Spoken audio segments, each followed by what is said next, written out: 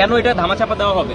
এতজন স্টুডেন্ট মরছে, এখানে কেন ধামাচাপা দেওয়া হবে? উত্তর করি, কেন মরবে এতজন স্টুডেন্ট, কেন ধামাচাপা দেওয়া হবে? 1976 সালের ভাঙ্গাচোরা বিমান দিয়ে কেন ফ্লাই করবে?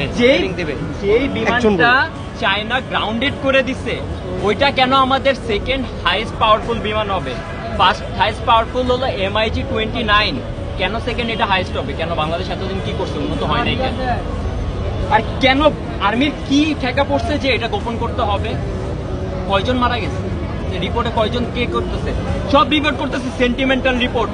একজন আমাদের ম্যাম একজন এখান থেকে বের হয়ে আসছে, ওনারা রিপোর্ট করতেছে যে কি হয়েছে কি হয়েছে। একজন একটা সিঙ্গেল রিপোর্ট করে নাই যে কয়জন স্টুডেন্ট মারা গেছে, কয়জন ছেলে মেয়ে মারা গেছে। আরে ভাই, নিচে ছোট ভাই মারা গেছে, হসপিটালে নিয়ে গেছে ভাই, অবস্থা দেখবেন আপনি,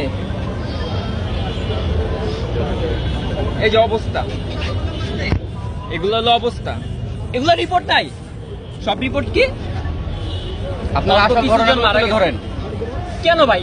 এগুলো লুকানোর কি আছে?